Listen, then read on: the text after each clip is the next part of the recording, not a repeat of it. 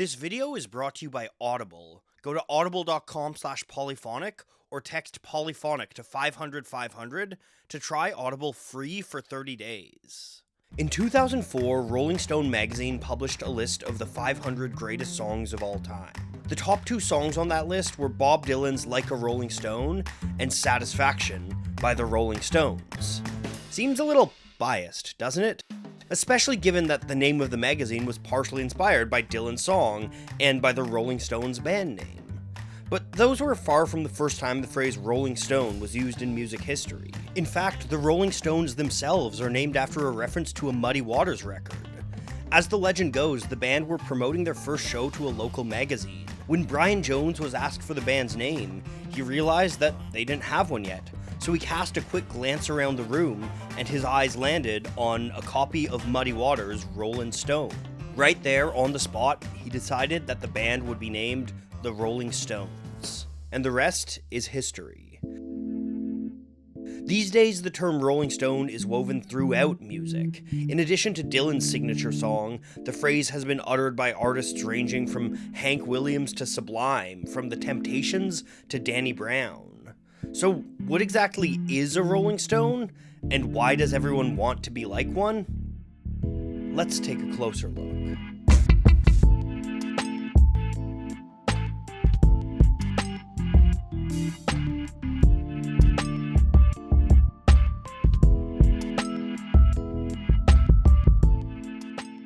A quick Google will tell you that the origin of the phrase Rolling Stone is the proverb, "A rolling stone gathers no moss." The earliest version of that proverb dates all the way back to ancient Rome, with a mime named Publilius Syrus. In his collection of maxims, Sentantiae, Syrus wrote, "People who are always moving, with no roots in one place or another, avoid responsibilities and cares." This phrase carries a lot of the same sentiment as "a rolling stone gathers no moss," but it portrays the person moving in a pretty negative light. And notably, it's missing the actual stone metaphor.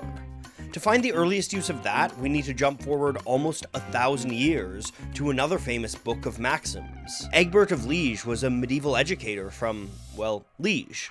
Sometime around 1023, he published a book called Facunderatus, the Well-Laden Ship.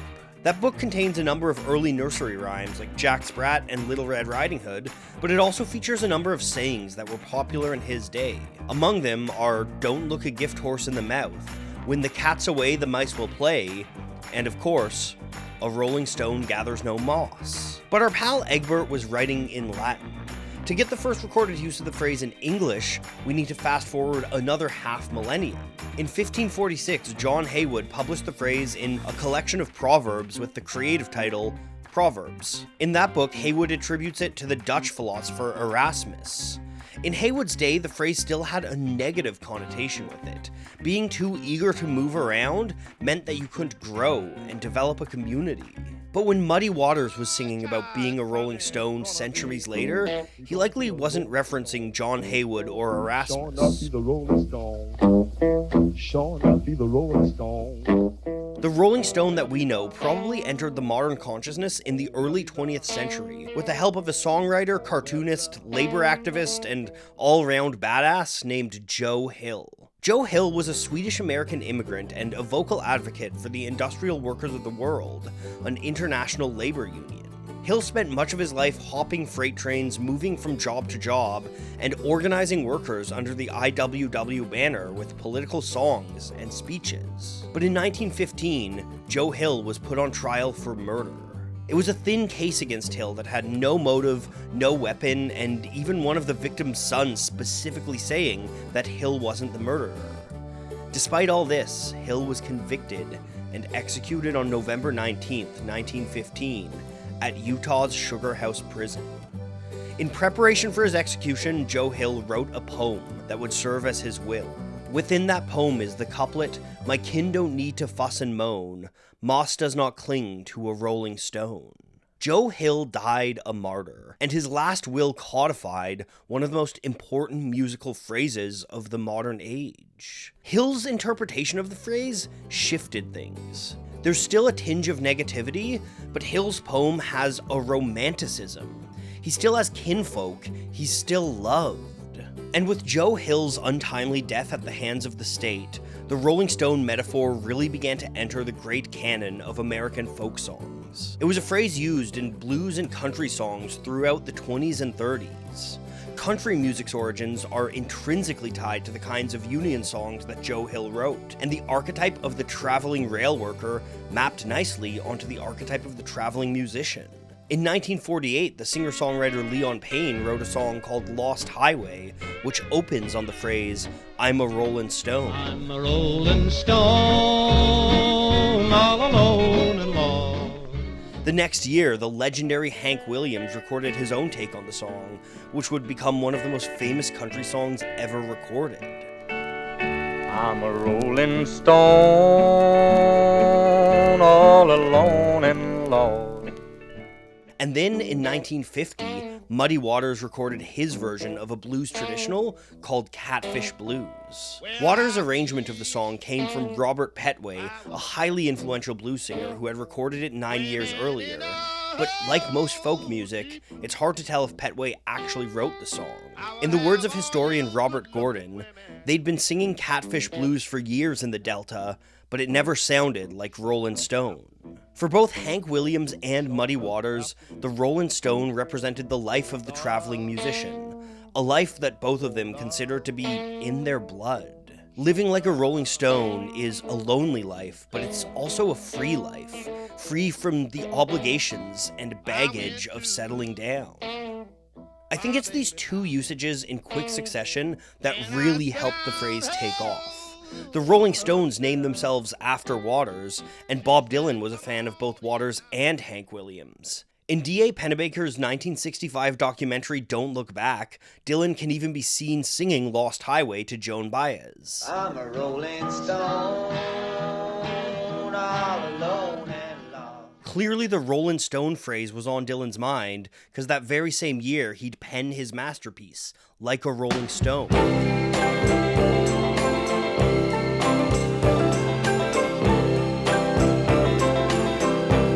Dylan's song is a cryptic and cynical piece that tells the story of a wealthy art school dropout who's forced to learn how to live in the working class. And for all the sardonic spite that Dylan levels at this character, the song is laden with optimism and freedom. It's an acknowledgement that we are all shackled by our upbringing, and that discovering who we really are can often mean rejecting our former lives. This message of change and personal growth embodied a youth movement happening around Dylan.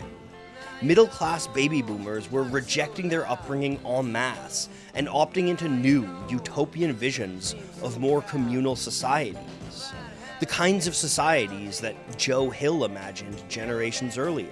Suddenly, the Rolling Stone was no longer a lonesome archetype.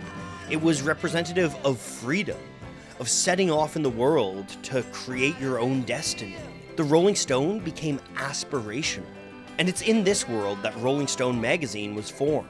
The first issue dropped on November 9th, 1967, hot off the back of the Summer of Love. Like a rolling stone. In that issue, founder Jan Wenner wrote that the name came from the proverb itself, from Muddy Waters, the Rolling Stones, and from Dylan, and that the aim of the publication was reflecting the changes in rock and roll, and the changes related to rock and roll. This changing world of rock and roll brought on all sorts of new iterations of the phrase Rolling Stone. Jimi Hendrix's Highway Child is a celebration of the archetype. And everybody knows, boss, a rolling stone gathers no more. The Beatles sing Like a Rolling Stone on Dig It, and Don McLean inverts the saying in his reference-laden American Pie. Now for 10 years we've been on our own, and moss grows fat on a rolling stone, but that's not how it used to be. But some in the 70s were keeping the original negative view of the archetype. In 1972, the Temptations released the psychedelic soul epic, Papa Was a Rollin' Stone. In that song, the phrase is used to characterize an absentee father. Papa was a rolling stone. Wherever he laid his hat was his home. And when he died, All he left us was alone. That song was originally released by fellow Motown artists The Undisputed Truth, but it was the Temptations version that rocketed to #1 and helped lay the groundwork for the coming storm that was disco music. The Temptations weren't the last to use Rolling Stone in reference to a deadbeat dad. In 1996, Sublime used the same metaphor in Same in the End. Daddy was a rolling stone. Oh, he rolled away one day and he never came home. And by that time, the phrase had become commonplace. It was used by artists like Dave Matthews, Jay-Z, and Bruno Mars. Halsey's Ghost plays with the trope, with the singer's character ensnaring a boy who's a rolling stone. You're a rolling stone boy, never sleep alone boy. Got a million numbers and they're filling up your phone boy. In 2012, The Weeknd released his own song, Rolling Stone, which juggles a number of meanings of the phrase. It carries the proverb's original negative outlook, as The Weeknd admits that he'll use anyone and leave them for his own gain. But it also flexes on the aspirational aspect of a Rolling Stone in his drive to reach new levels of stardom. Finally, the song takes on a brand new, drug-fueled meaning. Got me on this Rolling Stone, so I'll take another hit, kill another serotonin with a handful of beans and a chest full In a similar vein, Danny Brown's masterpiece Atrocity Exhibition has a song called Rolling Stone. In that song, Petite Noir sings a hook of "You know I'm living like a rolling stone." You know I'm living like a rolling stone, but don't feel for me. It's a reference to the rootless life of the proverb, but it also doubles as a reference to the Rolling Stones band, who were famous for their debaucherous, drug-fueled adventures. And so, in our modern age, the phrase Rolling Stone has become a tight knot of references, building off of each other to create a phrase with so much more depth and history than a simple proverb. The Rolling Stone has become a universal image, adapting to the cultural forces of its time. And as artists continue to find innovative ways to interact with our shifting world, I'm sure the meaning of the Rolling Stone will continue to change. After all, a Rolling Stone gathers no moss. If you enjoyed this little dive into a piece of modern songwriting history, chances are you'd probably enjoy Bob Dylan's The Philosophy of Modern Song. I'm listening to that book on Audible right now, and I think it's fantastic. Lately, I've found it difficult to focus on reading books in print, which is why I love audiobooks. I'll listen to them while I'm editing video, doing chores around the house, or driving, and it's really helped me put a dent in my ever-growing reading list. If you want to check it out, you can try a month of Audible absolutely free by going to audible.com/polyphonic or texting Polyphonic to 500-500. And of course, Audible has all sorts of content beyond books as well. They've got podcasts and really incredible Audible originals.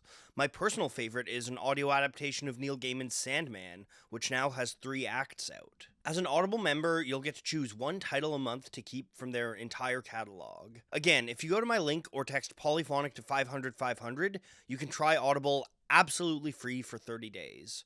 Following that link lets Audible know that I sent you, which goes a long way toward helping the channel. Thank you all so much for watching.